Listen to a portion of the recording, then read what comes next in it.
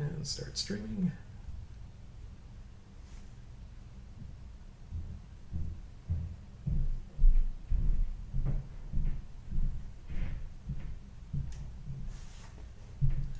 Hello everyone and welcome to the Kitchener-Waterloo Rally Club annual banquet online. We're doing a series of live stream Skype interviews in lieu of our normal process of having guest speakers. Today we're starting our first live stream. We're very fortunate to have Mr. Robbie Durant, a championship-winning co-driver, to talk to us today. He and I will be having a brief discussion to begin the live stream, probably for about a half an hour. In the meantime, please feel free to post your questions into the live chat. They'll be curated and we'll ask the best ones to Robbie at the second half of the stream. So, with pleasure, I'd like to introduce Mr. Robbie Durant. Thank you very much for joining us. Hi, good evening or good afternoon where you guys are. Thank you for having me. We're very eager to talk to you. I mean, you have a huge number of accolades to your name. You've rallied literally around the world. One of your more recent accomplishments is American Rally Association champion, co-driver. You've ridden at the top end of the sport, but I'm sure that our membership is very interested to hear how you got your start in the sport.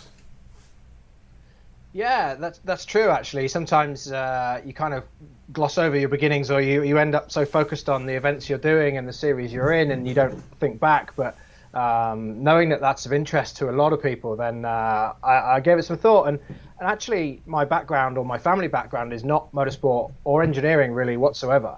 So it wasn't through immediate family members. I actually had a good friend of mine growing up. We met each other when we were 5 or 6 years old. He lived next door, but one, I think, in the same town as me. We were at school together, and it was his family that were really the motorsport heads and the interested parties in that kind of thing. His father was competing in rally at a club level, amateur, just for fun, had always done it. I think when he had started to have kids, he'd done a bit less, of course, like a lot of people, but he'd done a lot of rally and he knew the scene and he had some good contacts, and that's how we got stuck in. And from age 7, 8, 9, we were on farms and fields on ATVs and anything we could make with wheels that would push ourselves around, and going to watch his dad go compete, and all those kind of common themes and common stories that many of us have. But we're a little bit older then. We must have been early teenagers, I guess, and my friend ended up karting, go-kart racing. Of course, only one person, but you can race from age almost 3 or 4 now, right? But back then, maybe you could race from 8 or 10 years old, and we were perhaps 11 or 12, and I would go along at the weekends, help them in the evenings, do whatever we could as 12-year-olds to get things prepped and ready and organized and get to the events. And they ended up in 2-stroke karts, which of course used to be push start. So I'd be one of the pushers and I'd do the lap timing and then all these kind of auxiliary jobs. But really I knew and he knew and his family knew that rally was really where it was gonna go. And once we turned 17 and driver's licenses became, on our doorstep and tests were taken, and he called me one day and he said, right, I've got a rally car and there's a spare seat and you're in. And so all those years of standing on the side of the circuit or side of the track and watching, and suddenly it was my turn to compete, and that really is how we got going. I'm sure a lot of our membership will really enjoy hearing this, because a lot of them were very heavily involved in volunteering at events, at marshalling, at servicing, organizing, and those sorts of things. So to hear someone say, yeah, I sort of started in that background and then moved into the competition side, I'm sure it gives a lot of hope to a lot of our membership. Going from the very early days of, as I understand it, you started in the 2-wheel drive and, correct me if I'm wrong, but British Junior Championship. Going from that to sort of the pointy end of the sport, what sort of things allowed you to grow into the faster cars, into the faster speeds, into the higher end of the sport? Was it just innate talent, or were there other tools, training that you did? Yeah, a combination of all of the above, with less of the talent at the beginning, I'm sure. It was so many small steps and so many people and so many events along the way that all give you learning and give you experience. And initially, I mean, I was a sport that was reasonably popular in the UK at that time. There was obviously there'd been a British round of the World Championships for many years, but I was in the south of England, and I was not far away from a couple of the big rally teams, as well as the grassroots level competitions. The UK is a small place. You've only got to go 2 hours up the road and you're in Wales, or 4 hours and you're in southern Scotland and you're in the forests again, and it's no distance. So we would head out at the weekends. If we weren't competing, we'd head to an event to watch or to go and talk to other competitors. But really, it's, as I said, lots of small steps, just lining up on your first event or first few events with no real goals set, just learning, trying to get to the end of the event with no mistakes is the first thing, trying not to make any errors as a co-driver, trying to help the driver to learn, because you're both going through it together. We started, my friend Johnny Wigmore, when I was co-driving with him, he was as new to it as I was, so we had some guidance from his family, and his dad's co-driver, and this is what you need to do and this is how you should do it. But until you get in there and get stuck in and see if it's for you, it's a very daunting prospect. But we did, and we enjoyed it, and we learnt a lot, actually, and we were lucky that we could go to so many events, even if we weren't competing on lots of them. And just, stand at time controls, talk to volunteers, go and walk around service areas and see what people were doing, and point at things and say, oh, we wouldn't do it like that, or we would do it like that, or whatever. That was very fortunate. So we got wet and cold a lot, but we learnt a lot. Moving forward from that, some of the more formal stuff, it does come through rally clubs and organisations, and there was some support back when I was learning in early 2000s from the governing body for the Motorsports Association, as was in the UK, had a British Rally Academy, as it was called back then, which it was a fantastic program. Maybe 6 or 8 people a year were taken on to the program, and we had some real top level instruction and tuition from Robert Reed and Glenn Patterson, who was co-driving for Chris Meek at the time. Some real high-end guys, as well as some sports trainers and some medical people, and a real nice high-end program that actually fast-forwarded a lot of the learning for me and other guys. And I was very fortunate to be part of that for 2 or 3 years. I wouldn't say it necessarily pushed me further in the sport, but I could go back after an event and I could say, I've got these questions, and what should I do here, and how should I approach this? And the guys would have been there. They've all been there. They'd all seen it. I could say, I didn't read that quite right in the regulations. Where should I look for that next time? Or, we missed a junction on the road book because of something that I should have interpreted better. How should I do that? And it was just having that network, like clubs are, to be able to ask people and not feel daft because everyone's been there, Fantastic. Now, you've translated those early experiences into a wealth of success. That requires traveling at pretty significant speeds in sketchy conditions. And a big part of what allows you to do that is the trust and rapport that you end up building between driver and co-driver.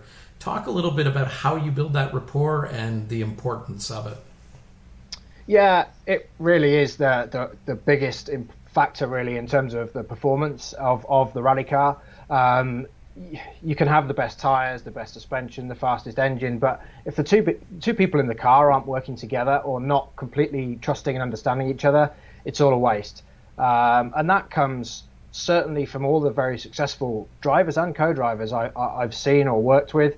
It's starting at the bottom, starting at the beginning, taking the small steps, and bit by bit expanding and growing and learning and building on what experience you've gained. You can't read pace notes in a top car if you haven't done it in a slow car. You can't make pace notes for a fast car if you haven't made them for a slow car. And it all translates. So the job gets made a lot easier having gone through all those shortcuts. And I think it's the same with circuit race as well. You look at the champions in road racing, and they've come from a background of either go-karting or slower cars or things where you can take some time to to make those bad decisions and get away with it, or it not cost quite so much, and then move forward. And for me, that was a real key thing, was to get a feel for what a co-driver did and how they worked and how they could influence and work with a driver. And to start with, all you're doing is trying to do a good job. You're trying to not to make any mistakes and get them through the event and not incur any penalties. That's rule number one. And then you're trying to give them the pace notes or the maps or the instructions at a time that seems somewhat sensible, so they can act on it and not crash and not go too slow or too fast or whatever. But once you move on from that, then the role of a co-driver can be quite key to the performance, because you're a second pair of eyes, you're a second set of feelings in the car, you're a second set of feedback to the team. And a driver will sometimes say, they especially the top level drivers, they'll often look to the co-driver to say, what did I do there? And what did you think about that? And when you sat with X driver, what did they say? And what would they have done here? And they're looking for that little bit of performance as well. So between you, you're really trying to find the little gains all the time, especially at the top level. Now, you've had a lot of different drivers over the years. How do you adapt from one driver to the next, their wants, their needs, the pacing of the notes, and so on and so forth? Yeah, that's a good question, and it's there's no right or wrong answer. First of all, you've got to get along and trust and respect each other from the outset. Most of the time, when you start off in the sport, it's going to be with someone you know. There's a reasonable chance that, for me, certainly it was a good friend, so we had that trust anyway and that relationship anyway. But even if it's not, it's probably someone you've decided to get into the sport with, or you know from an event or two, or the chances are you're not turning up on day one with someone you've never met. That's probably not a good idea, to be fair.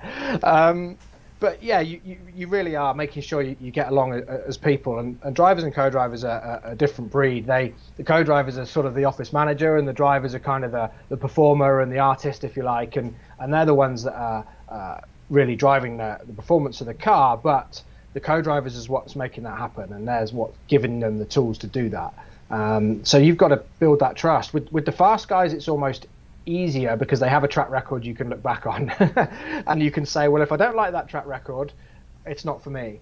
With guys that are more unknown or a bit more, even the amateur guys, so it's harder to find their results. It's harder to see how they got on, or were they really fast in a slow car, or were they really slow in a fast car? You don't necessarily know this. And if they've crashed, was it because the car wasn't prepared very well, or is it because they're just making crazy mistakes and you can't do anything about that? So it's not easy to get to do that. But again, it comes back to the rally community.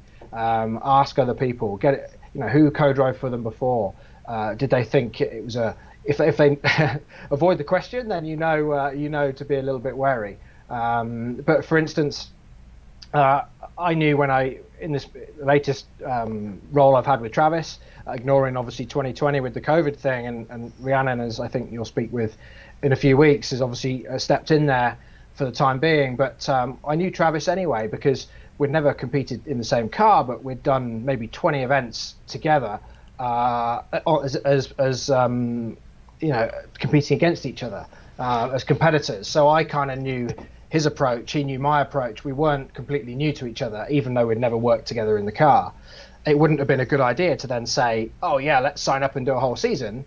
And we both knew that. So we thought, well, we may get along and we might be friends, but if it doesn't work in the car, it's no good. So at this point, fast forwarding here a long way, but we agreed to do maybe a couple of events just to see how things go. And we'd leave it open. We said we'll do 2 events and we'll talk again. And if those 2 events go reasonably well and we think we could work together going forward, then we'll talk about it. And if not, then we'll be open and we'll say, look, I respect your skills, you respect mine, but it doesn't work out. And sometimes that is the case. Now, a lot of people feel like they can walk into a room, meet somebody, and have a good read on them almost right away. It kind of opens up an interesting question, what you just said about, okay, let's do 2 events and see how it goes. How quickly, when you're sat in the co-driver's seat, you're reading notes, you've gotten up to some speed, how quickly do you know this is going to work or this isn't going to work? And what sort of cues do you use to tell yourself that? Yeah, I think very quickly.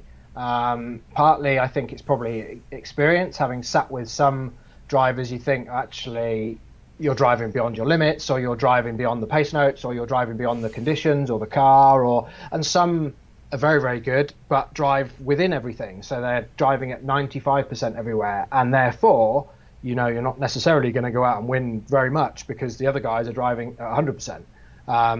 So you know quite quickly, and then it's up to yourselves to whether that's something you want to go with and you think, well, actually we can build on something here, or it's something that you think, hang on, it's not for me. And there's always areas to improve. It's never a finished deal. It's never a completed job. You're always looking for things. And drivers, in my experience, will often ask me and say, okay, I get a little bit stuck on this part of the pace notes. When the corner does this particular thing, I don't know how to write it, or I could do better at that. And they will ask because their goal is performance, and their goal is to find the tiny little gains. And they will say, I'm not very good at this bit. It's all relative. They're pretty good at everything, but they'll find something. And then if I can help that, then I will. If I can say to them, actually, I think these two stages are really muddy and really wet, and the third one of this loop is actually a lot drier, but the two together are much longer in distance, we should take this tyre. Maybe I wouldn't phrase it as we should do, but maybe I could say it'd be better to take this tyre, or have you thought about that? They could say, oh yeah, okay, that was interesting, that was good. And again, you're just using the two people that you've got in the car. With circuit racing and many other forms of motorsport, there's just one person to make all those decisions. But with two of you, you might as well use both people, You mentioned other motorsports and whatnot, and that opens up a question I personally find that's been on the top of my mind. Please talk a little bit about your experiences working on the Red Bull Formula One pit crew. What was that like, and were there anything that you picked up from there that allowed you to translate it over into the rally world? Yes, I've had this sort of parallel career or life, if you like, for like the last 20 years of working within the motorsports industry. Again, being in the south of the UK, it's kind of feels like I'm immersed in it most of the time, and then competing and co-driving as well. And some years I've done more of one, and some years I've done more of the other. But to this point, I'm kind of still juggling the two. As I say, just winding back to 2012, I got a reasonably big injury and had a couple of years where I didn't co-drive at all. And that was then when I got back into F1 full time, and we ended up, back with Red Bull again and on the pit crew. 2015, this would have been. But yeah, very, very similar, especially to the high end side of the sport, because it's all about the small gains. It's all about the marginal differences, and it's all about teamwork and trying to do your job and your team's job better than the guys next door. For us as a pit crew, you're not just a pit crew, you're the guys that are there setting up the garage at the start of the week, building the cars in the middle of the week, running the cars on the events, then the pit stops on the Sunday, then packing it all down. So you're all there together, you're there working for the week, and it's the same as on a reasonably long rally. The British Championship events we used to do, I remember leaving home, and this is the UK, right? So there's hardly any travelling. So I remember leaving home on a Monday morning, 8 a.m, because the rally was the following weekend. And we would leave home. Tuesday would be some paperwork, signing on, maybe shakedown, whatever. Tuesday afternoon and Wednesday would be recce. Thursday the rally would start. Friday, Saturday, Sunday, maybe finish. Come home Sunday night if you're lucky. And it was like a week long. And it's the same as an F1 event for a British Championship event. And times have changed. They're not like that anymore. But certainly high-end motorsport, the parallels are there, definitely. And it's all about teamwork. You touched on being injured. And you've been injured in the car a couple of times. Most notably, I believe, in 2017. You had a pretty significant back injury in the car. And if this is not a topic you're comfortable with, please feel free to change it. But if you had advice to up-and-coming co-drivers about the mindset required to get back into the car after an injury like that, what would you tell them? What sort of advice on mindset would you give them?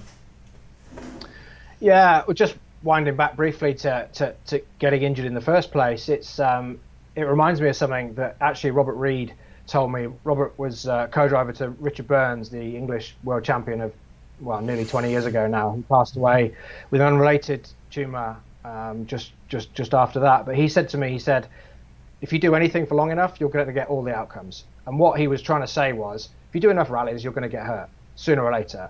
And in the same instance, he was also trying to say, if you do enough rallies in a year, you're going to be sick for one of them. you're going to pick something a bug up or whatever, and you just have to keep going. You can't find someone else to help. You can't have a day off. You just got to keep going. But what he was really saying with that was, it will happen, and if you carry on with this as a career, or you carry on as a long-term thing, and you do it seriously, you'll get hurt. And back in early to mid 2000s, the biggest injuries for co-drivers at the time and in subsequent, later life, if you like, was back injuries. This time, the head and neck, the hands devices, or frontal impact devices, of which there are a couple now, have massively reduced neck injuries and frontal impacts from whiplash and what have you. But back injuries and compression specifically are still something that's being worked on by everyone in safety in the sport. But for me, it was a question of, I got injured. It wasn't my choice to get injured, but it also wasn't my choice to stop co-driving at that point. I didn't want the injury to be my decision, or to make my decision. And I knew that I had to stop when I felt comfortable to stop, and I wasn't ready to at that point. I took a good couple of years out, not really deliberately, but one, to properly recover, and then two, suddenly I was back in the circus of F1 again, and that was a commitment once I'd made. I wasn't obviously going to break, and then also looking for the right thing. There wasn't going to be many seats that I would have probably said, okay, let's give this a shot. It was something that I wanted to get back in at the top level and see not only if I could do it, if I was comfortable at it, but also when it came to an end, I wanted it to be my decision. And I think that's quite popular, or quite a common theme with injuries and sports people. They don't want the injury to make their mind up for them. Fantastic.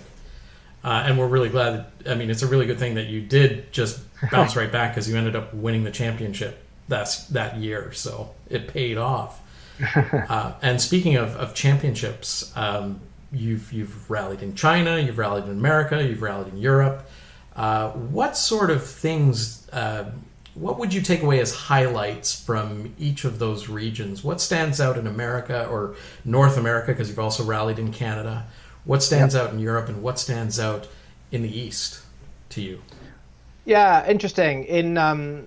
Certainly in Europe and the UK to a point, the history, or the backstory of the support and the fan base is really what strikes me. The events that you can go to, European Championship events that nobody's ever heard of outside of Europe or outside of that series, and you go there and you do an event, say, for instance, Gran Canaria, right? So a little tiny island off the west of Spain, roughly, holiday destination for Northern Europeans. I'd never been there. You go to beautiful the rally, beautiful people, beautiful island, volcanic island, but amazing roads, tarmac rally, European Championship, and you think, where have all these people come from? And the roads are packed. They are packed 5 people deep for 20 kilometers, both sides of the road. And it's just a strip of brand new tarmac with Armco either side, winding through the volcanic mountains, and it's unbelievable. But that kind of thing, unless you go there, you've got no idea it's happening, and it just happens in its own bubble, and it works, and it's been happening for years and years.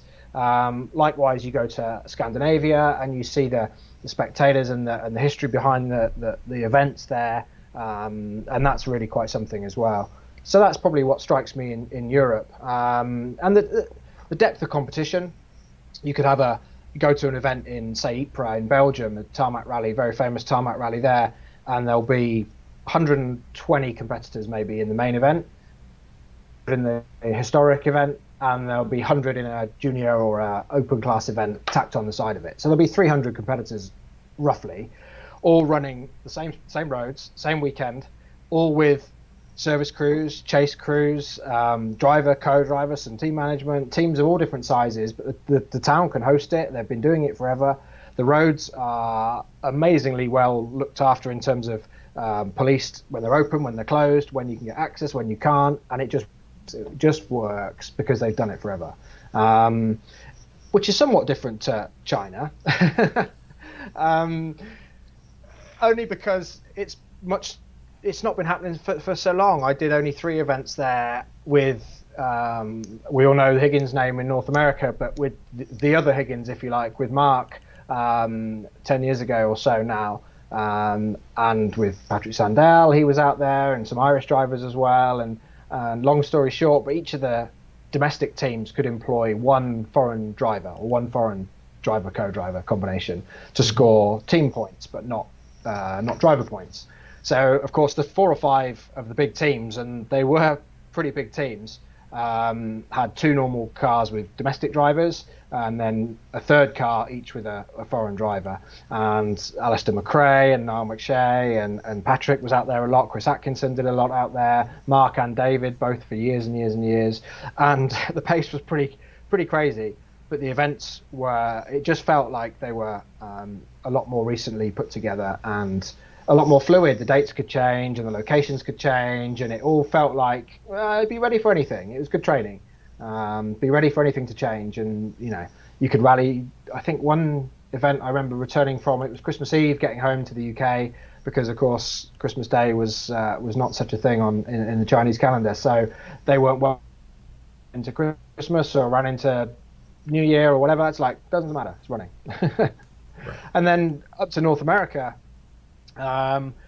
you feel that actually the events are really well supported. You have these regional clubs, much like yourselves, all around North America that I had no idea about 15 years ago, but they actually run their own event or events, depending on the areas, really, really well, and have been doing it for a long time.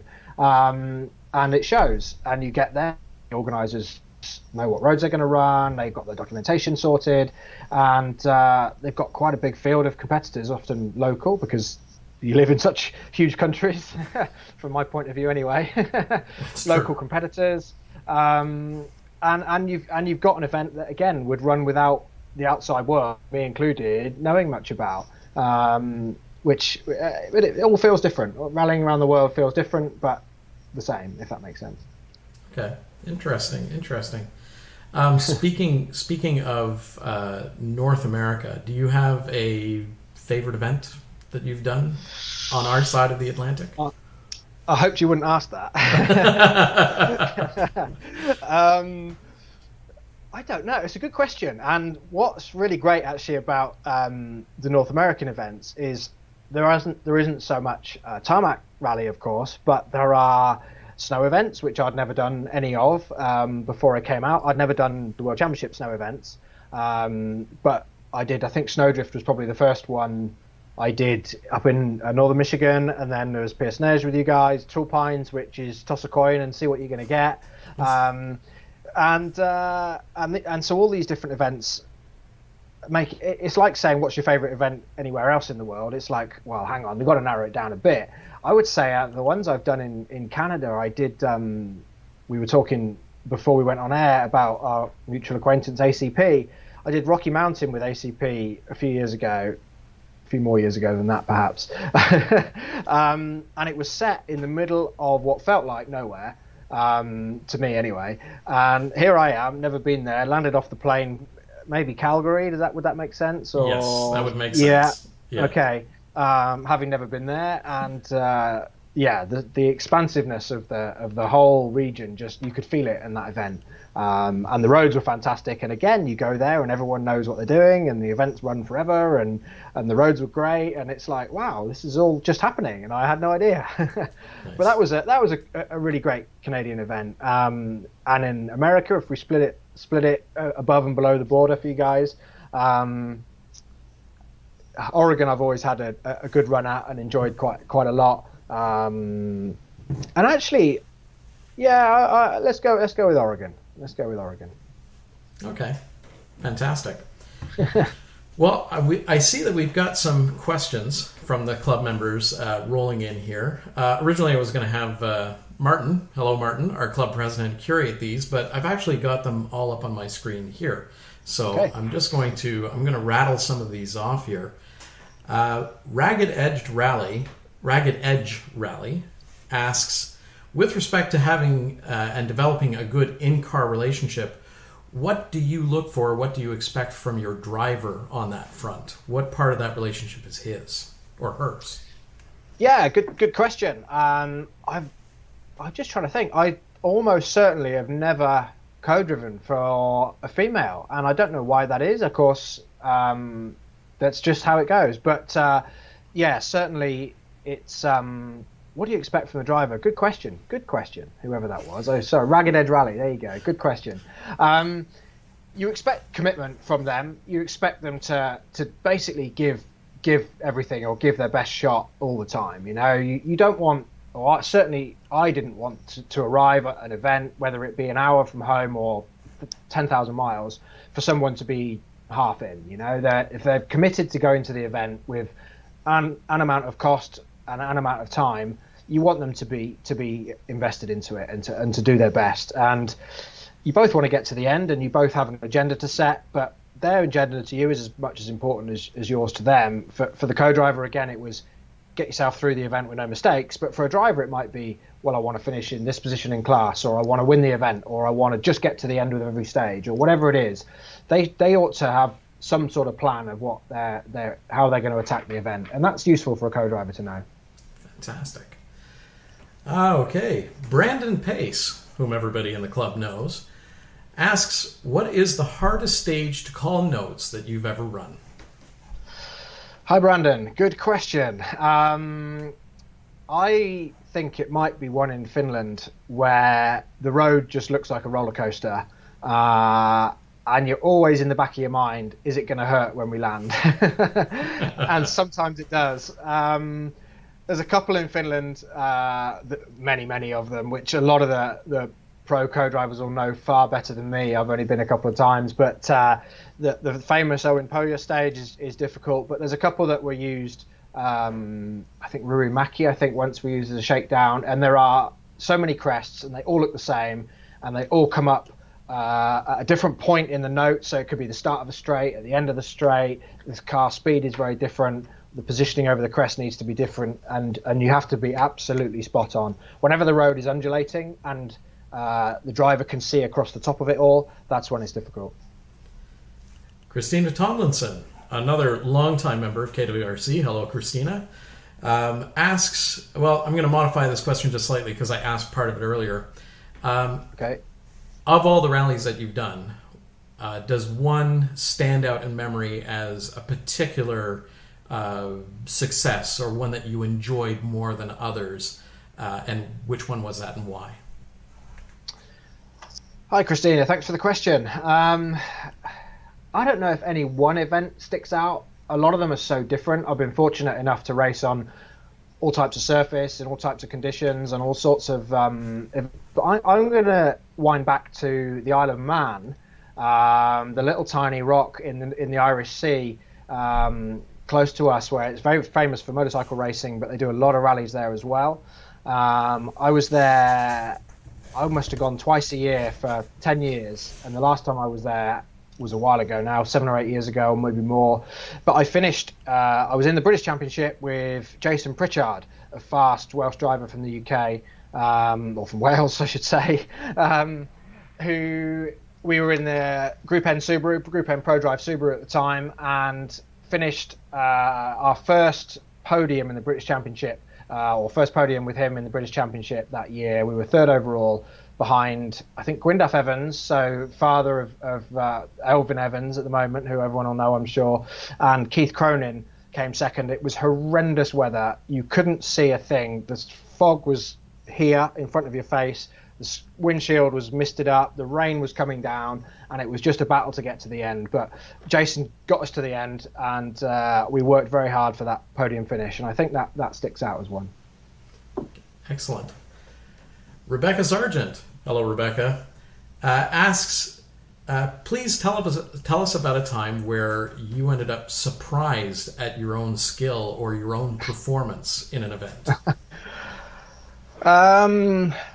Hi, thanks for the question. I think I'm going to wind back to China again with Mark, and we did an event which was a round of the Asia Pacific series, which is quite a big series that I'd never done a round of before. The first event I did with Mark, we had a disaster. We were leading by quite a long way and got excluded for some infringement, shall we say, that was not entirely clear to either us or the organisers what was going on. But we were excluded, and that was that, and we took it, and we bounced back. He came back, and I think it was Patrick Sandell we were racing against. We were in a Mitsubishi Evo, and he might have been as well. And basically it was like 2 seconds apart on every stage, the whole rally for 2.5 days.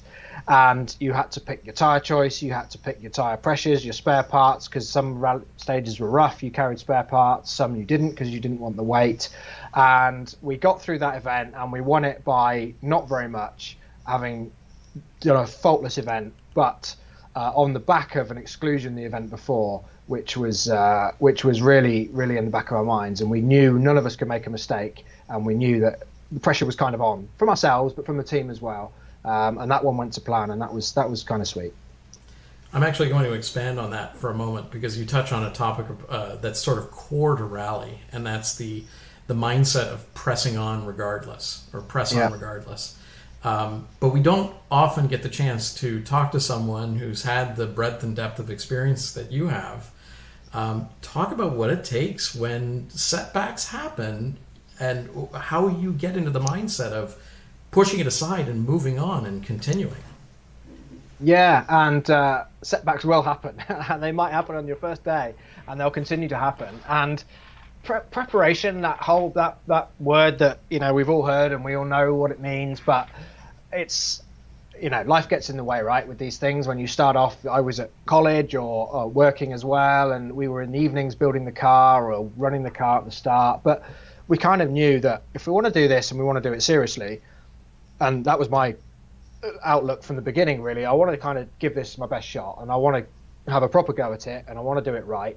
And therefore, being ready and being prepared, whether that be reading the rule books inside out and understanding them, or asking if there was something I wasn't sure about, or preparing the car with all the spare parts, not just some of them, but all of them, and do we know where they are and how to get them and who's coming with us and all those things. And setbacks do happen, but if you're giving it your best shot and you're doing your best, and if you make a mistake, you learn from it and you find out why, and you come back stronger next time, you'll do all right. You'll do all right, and you'll have some good days and you'll have some pretty terrible ones. When you've crashed in the middle of the race and it's dark and raining and you're in the ditch and it's 3 a.m, it's not much fun. But when you get back to the bar and have a beer and tell everyone about it afterwards, it's good fun. So keep going. Fantastic. My Drive asks, how can a co-driver who's just starting out develop their skills outside of the rally car? Yeah, good question. Number of ways. Basically, anything you can think of. There's so much now online, so much in-car footage on YouTube and on essentially anywhere online. You can watch it, and the fortunate thing about being English speaking is there's a lot of English notes out there on online to watch them and try and understand them a bit, see how different drivers are doing the same thing. If you can find the same piece of road with 2 different drivers and you can hear what's going on, that's interesting to compare. And then there's of course the fitness side of things, being strong and fit and active and just ready to take any sort of punishment that might come your way in a way, and injury recovery, that all plays into as well. But there's many ways, and I think that's quite important for us to be doing those things. That it doesn't cost anything, a little bit of time perhaps to make sure you've read the rules and the regulations specific to those events, and know where you stand. If you got a question in a driver's briefing and you're not sure, put your hand up and ask it. And I was always told from day one, if something you don't know, ask the question, because the guy behind you might be asking you next time. So it works both ways with these things. Fantastic. Christina has another question here. She's wondering, do you have a surface preference, tarmac, gravel, snow, and why, if you do? Not snow, I would say. Or not. It's certainly not snow if it's anywhere near Ontario, because those events are scary, shall we say, bits of them anyway. And it's all right when it's the hardest thing, actually. In all seriousness, the hardest thing is when it's neither one nor the other, where it's not wet. When it's full wet tarmac, it's okay. When it's fully dry tarmac, it's okay. When it's in the middle, it's very difficult. And that's the same with gravel and snow. When you get events that are patchy or bits and pieces, but a fully dry tarmac event in a very, very fast, normally aspirated two-wheel drive car that revs to 10,000 RPM, and you can't hear yourself think, and you have to scream the pace notes. Back to the Isle of Man again. I think that's probably the place to be. Fantastic. Max McCons asks, what, and this might be a touchy one, what mistake have you made that became your most valuable lesson? And I'm assuming he means in the sport. Yeah, any of them and all of them, and you do make them. Early on, late calls in pace notes is something that co-drivers are so very aware of doing, and you know when you've done it. It can be a split second, and you know it's too late, and you know the driver can't react, and that just comes on experience. Winding back to early days again, we'd moved from I forget now what the car was. It was a Ford KA. We'd moved out of the Ford KA series, which we'd won, and that was a super competitive little series, slow cars but fast drivers. And we'd gone up to the Super 1600 car, which is like a 250 horsepower factory built two-wheel drive car with loads of grip and loads of power and not very much weight. And on a Welsh rally somewhere, I think, and we were new to it, and we could tell that we were new to this, and it was going to take some time to learn. And yeah, I was a split second late on one of the on a hairpin, actually. So fast piece of road, blind maybe 50 meters, and then a hairpin. So if you called the hairpin too early, the driver would hear it, and there's a risk he'd back off too early. But if you called it too late, game over. So, and I did. I was split second too late, and I knew as it was coming out, and he knew as it was coming out that it was too late. He did the right thing. He didn't slow down. But as soon as he heard the note, it was too late, and we were lucky. We spun the car and went off backwards between two trees or onto a little embankment, and then managed to drive out, having only lost about 20 seconds. But that was an eye-opener that things move quickly, and when you go up a category or you move into a faster car or a faster driver, you've got to be on your toes. And I'm not sure there'd be any co-driver that could say honestly they've never done it. That actually raises an interesting, I'm going to tangent off that just for a moment. That raises an interesting question, because anyone that's watched the sport or has been involved with the sport in other aspects, they know that there are going to be certain challenges to expect when they take on a role such as co-driving, calling the notes at the right time, calling the correct note on the page, and so on and so forth. But were there any sort of things that you weren't expecting that came as a shock when you actually started doing this at speed? Sometimes when drivers want the notes quite late and they don't retain, Travis won't mind me saying, but he knows that he doesn't retain information as well as he'd like, and it might be something to do with his background on two wheels. It might not, I don't know, but he's aware of that, which is a good thing in itself. And he said from the start, he said, I don't retain information very well, so I need the notes pretty late. And for me, the first, you can do all the testing you like and you're up to speed, but actually the first stage of the first event, I got a feeling for that quite quickly about actually how, in my mind, how late he wanted the notes. And for him, it's perfect. For him, it works. He hears the note, he sees the corner, he does it. It all works together, and it's great, and he's very good at it. But for me, it was like, oh, okay, I'm going to have to really be on point here, because if I am a split second is too much. If I'm just a fraction late, it's going to be too late for him. So that took some adjusting to, should we say. And it always, every time I jump back in the car, it just takes a couple of half a kilometre just to really get that timing absolutely perfect. And again, that's not uncommon, I think. We don't race every weekend. World Championship guys are out doing it week in, week out. If they're not testing, they're competing. If they're not competing, they're doing recce's. And you really fall into that groove. Like, soccer players playing week in, week out, you get razor sharp. With the best will in the world, a domestic series is going to be 8 events maximum. Chances are you're not doing any testing, and you're not getting much time to be on the ball. So again, harping back to that question about what does a driver offer to the co-driver in terms of information and relationship, them knowing that, okay, I'm a bit rusty and I need to take half a day or one stage or half an hour or whatever it is to get up to speed and get confident again and find that timing. That's an important thing to get. Fantastic. Got one here from Kevin DeVries. Lance and the folks at Vermont Sports Car run a very tidy operation, but was there anything that you brought from your experiences, say working for the Red Bull Formula One team, that you brought over that helped them or aided them or brought them up at all? Well, you're right. They do have a very slick operation, and they do have some very experienced guys on the engineering and on the technical and on mechanics side of things as well. And they've been doing it a long time, but there's always something. And with a team of any size, part of its success is always relying on information from every single person and drawing on everybody's experience. For me, it was, okay, what do we carry in the car? I wanted to know what spare parts were there, what tools were there, where were they, how were they in the car? If I used one, how would the team know about it? What would they...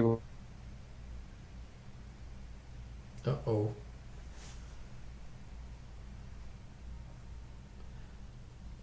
Robbie, are you still there? I've got you, yeah. Have you got me? Yeah, you dropped out for about 10 or 15 seconds there. If you wouldn't mind just repeating your last couple of sentences, I'd be much obliged. Yeah, sorry. I wanted to know every detail about what was in that car that could be helpful to us, and I wanted to know if something changed or if I used something or if they'd moved something, how did we communicate that? And so it was all about, for me, it was the communication between me and the guys working on my car. So Travis would kind of he would focus on the performance of that stage or that morning or that day. But for me, it would be, right, okay, if I have to fit the lights, where's the tool? Is it where I thought it was? Is it the right tool? Who did it belong to? Where does it go back to? If it hasn't been put in the car, where do I find it? All these little tiny questions, like here's another one. Changing a spare tire in the rally car, but the wheel nuts are covered in mud and dirt and grit and all the rest of it. How do we get around that? Coming up with a solution if possible. And just the little detail things that sometimes you can bring. And am I carrying too much stuff? Are we carrying too many parts or too many tools? And can we shave down the weight slightly? Or just the little detail things. And a lot of it they already taken care of, to be honest. But there's always something. Fantastic. Well, seeing that that basically is the end of the live chat list of questions, I'm just going to move us towards the end of this by asking, given everything that you've already accomplished, it's difficult to sort of focus on these things with the whole COVID situation going on, but what's next for Robbie Durant? What goals do you have for your competition future?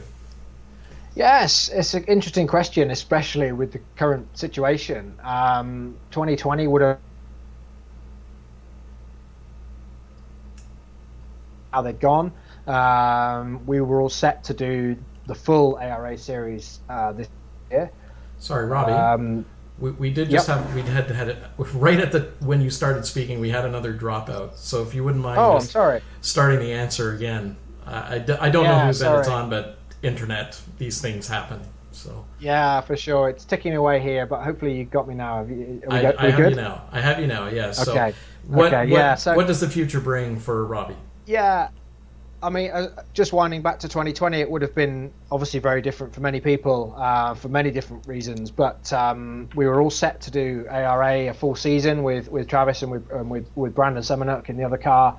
That obviously got changed slightly, and now going forward, I don't know, to be honest. We'll have to wait and see when we can travel is the main thing. Even events here in the UK are somewhat curtailed and shortened and postponed. So. I'm definitely keen to come out and do some more rallying. My goal is to compete at the sharp end, and if I can't do that or not able to do that for whatever reason, then it would probably be step back from the co-driver role, but still be involved somehow with a team or with a championship or a series or whatever it might be.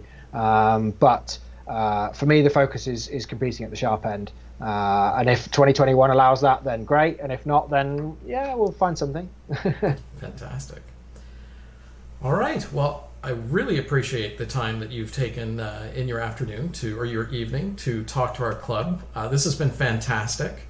I'm sure that everybody has truly enjoyed having you. I certainly have. I hope so. And I don't know what else to say, but thank you very much. And the entire club wishes you all the success in the future. Again, we don't know what's going to happen with 2021, but certainly there's a lot more to come for you. So. Yeah, absolutely. Well, thank you very much for inviting me on to speak a little bit about past and present, and good luck to everyone out there, and Happy New Year. Thank you very much, Robbie. Have a nice evening. Thank you very much for everybody joining us today. Really appreciate all the engagement through the live chat. Please look forward to our next live speaker next weekend at the same time, 3 p.m. on Sunday, where we will be speaking to Antoine Lestage. Once again, thank you very much. And this concludes the first of the live streams for the Kitchener-Waterloo Rally Club. Have a great evening, everyone.